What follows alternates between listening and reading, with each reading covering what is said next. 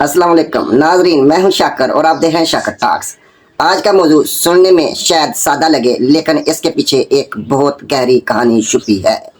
जमहूरियत का फार्मूला बड़ा सादा है, अवाम की राय को अहमियत दी जाए, लेकिन अफसोस के साथ कहना पड़ता है कि पाकिस्तान में यह सादा सा फार्मूला हमें बहुत मुश्किल लगता है।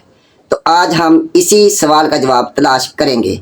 हमें जमहूरियत क्यों समझ नहीं आती, हम अवाम की आवाज़ को सुनने से क्यों घबराते हैं। जमहूरियत का असल फ़लसफ़ा। जमहूरियत का मतलब सिर्फ वोट डाल देना नहीं होता। जमहूरियत एक मुसलसल अमल है।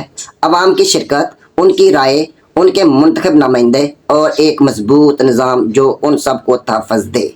दुनिया के तरक्की याफ्ता ममालिक को देख लें, वहाँ बल्दियाती नुमाइंदे शहरों का इंतज़ाम संभालते हैं। गली, सड़क, नाला, पार्क सब कुछ मुकामी हुकूमत की जिम्मेदारी होता है। अवाम बराह रास्त अपने मसाइल का हल मांगते हैं।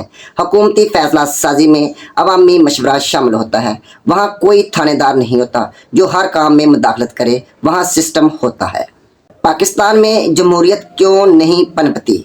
लेकिन पाकिस्तान में बल्दियाती इलेक्शन सालों साल नहीं होते। जब होते हैं तो या तो तख़ीर का शिकार रहते हैं या इख्तियारात से खाली होते हैं। कराची जैसे शहर में मेयर भी हो तो इख्तियारात वाटर बोर्ड या डीसी के पास होते हैं। लाहौर में म्यूनसिपल अथॉरिटी किसके पास है, अवाम को क्या मालूम। असल मसला ये है कि हमें अवाम पर एतमाद नहीं। हम समझते हैं कि इख्तियारात नीचे गए तो निज़ाम बिगड़ जाएगा, हालांकि दुनिया भर का तजर्बा बताता है कि इख्तियारात की निचली सतह तक मुंतकिली ही तरक्की का जीना है। पाकिस्तानी मिजाज में थानेदारी रच बस चुकी है। ब्यूरोक्रेसी हो या सियासत, हर कोई कंट्रोल चाहता है। हर फाइल को रोकने का इख्तियार, हर स्कीम को पास या फेल करने का हक, हर फंड को रोकने या जारी करने की ताकत, यही हमारा निज़ाम बन चुका है। अब कौमी इंतखाबात को ही ले लें, हर इलेक्शन मुतनाज़ा, हर नतीजा मशकूक, हर सियासी जमात धरने पे। क्यों? क्योंकि हम अवाम की राय को कबूल करने को तैयार ही नहीं।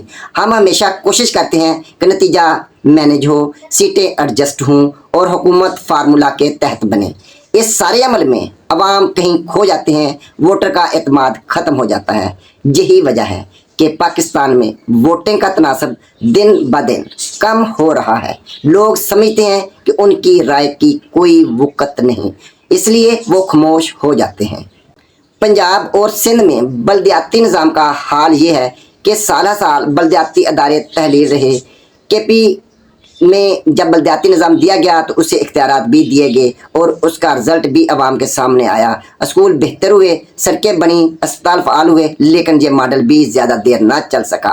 वजह वही इख्तियारात का खौफ। हर हुकूमत चाहती है कि सिर्फ वही नज़र आए, सिर्फ वही बजट खर्च करे और सिर्फ वही क्रेडिट ले।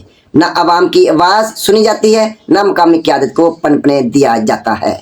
शाकर के नाज़रीन, सवाल ये है कि क्या हम कभी इस थानेदारी मजाज से निकल सकेंगे? जी हाँ, बिल्कुल निकल सकते हैं, लेकिन शर्त यह है कि हम जमहूरियत की असल फ़लसफ़े को समझें।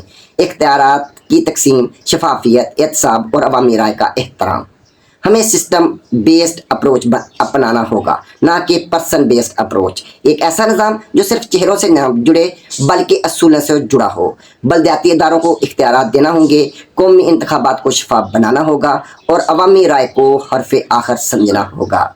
नाजरीन, हमें ये सादा सा फार्मूला अपनाना ही होगा कि लोगों की राय को अहमियत दी जाए, क्योंकि जब अवाम बोलते हैं तो कौमें बनती हैं।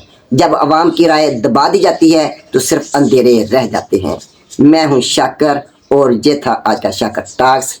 अगर आपको लगता है कि अवाम की राय अहम है तो इस वीडियो को शेयर करें, कमेंट करें और सब्सक्राइब करना ना भूलें। अपनी आवाज़ बनाएं और हमें भी अपनी आवाज़ बनाएं। अल्लाह हाफिज़। पाकिस्तान जिंदाबाद।